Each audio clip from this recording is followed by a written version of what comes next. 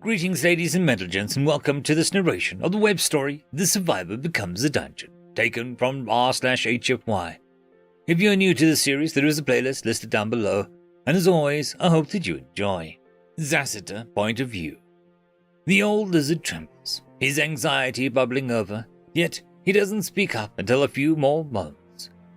Well, Great One, if this one old man's life is a sacrifice that you need to protect everyone else, then you may take it. What? Sacrifice? No.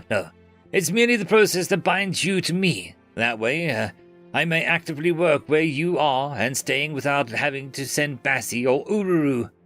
At least, as far as I can tell. It's how I've been bound to everyone so far, but Mori did his best to explain. Zasita looked more confused now than anything, sitting up on his knees as he gazed into the swirling glow of the core before him. You mean you intend on making me a vassal of yours? A representative? He asked curiously, then tilting his head a little bit. Yes, that. Glad you found the words for it since you threw me off with the whole sacrifice talk. But Mori sounds almost relieved now that the situation has been clarified. With the general mood seemingly de-escalated, Zasita relaxed more, sitting cross-legged before the pedestal. I see. Well, if it's no trouble, could we perhaps try doing this without me, dying? There was a bit of a pregnant pause before Mori spoke up. I don't see why not. I'll be honest with you.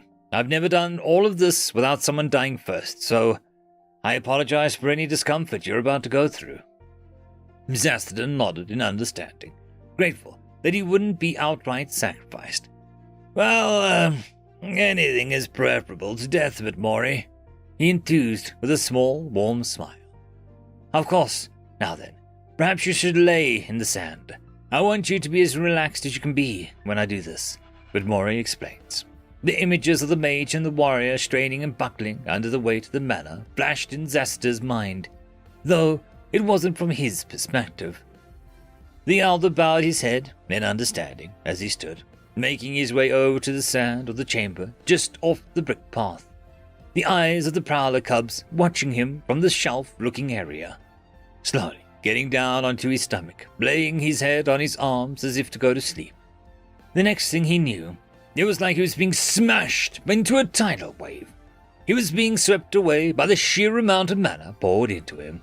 He could feel his body shifting and twisting under the weight of it all as he pants and groaned out. But Mori point of view. Gosh, this old lizard is a mess, lots to do and lots to fix. It's strange. Why doesn't he have a mana heart? I wonder if that's the norm. It's not like I've worked on anything that didn't have one. There are faint glimmers around his heart, but nothing of substance. I grant thee the title Shepherd. May your efforts in my service work to free more of your people from slavery. With that, a considerable chunk of energy began pouring into the guy, though I'm not really satisfied with that. So I go ahead and commit one of the rings in mana that is swirling around my core into the sky. Peering closer within, I guide the mana around. They were easing aches and pains, closing internal injuries, and wiping away old scars and breaks. His scales become a more vibrant bronze instead of a dull brown that they were earlier, a diamond of green forming on the lizard's forehead. I also decided to beef him up a little bit, stimulating the natural muscle growth now that his joints aren't an issue anymore. I'm able to regrow his tail in short order as well, but just by stimulating his natural heating factor. Even his reptilian hair regains its color, going from white to an earthy brown. Before I know it, the elder has become a man in his prime. If I had to guess, I just shaved 30 to 50 years of wear off of him and turned him into a well-developed physical specimen of his race. His mana heart also seems to have developed, pounding with vigor. One of his now vibrant copper-brown eyes turned emerald green. Zasita point of view. It's over. The mana finally stops, and his whole body feels heavy. He could feel his heart thumping in his chest. Wait. He can feel his heart thumping. He opened his eyes slowly, taking in a deep breath before exhaling with an ease he hadn't felt in decades. Sitting up, he looks over to Vitmori's core with such a distinct clarity. I feel so young. My eyes haven't been this good in years. Even as he sat up, he felt much more limber, testing himself as he launched up with a push. Hopping onto his feet as he lets out a stupefied chuckle before laughing almost hysterically as he looked himself over.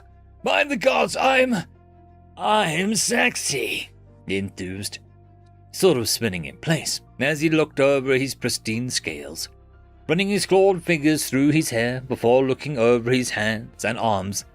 His raggedy clothes barely fit him now, as his body was more filled out with nowhere near as decrepit as it used to be. He was panting with exhilaration, a smile plastered on his face before he remembered where he was and turned to look at Vitmori's core, approaching and getting to both knees as he bowed as deeply as he could manage. Oh, Great One, I thank you for this blessing, for this new lease on life you've granted me. I swear I will be a loyal servant forevermore. With that, he hopped back up to his feet, intensely appreciating a novel sensation as he flexed his legs and toes, chuckling with delight at the sight of the mobility. But Maury's voice echoed in his mind, and he sounded surprised, but full of mirth. I'm happy for you, Zesta. I'm just glad it turned out so well. Now then, it's time for you to go back to the camp. We have some work to do. Zasta smiled, looking back over to Vitmori's core and bowing his head. Of course, Great One. I'll make my way down as soon as possible.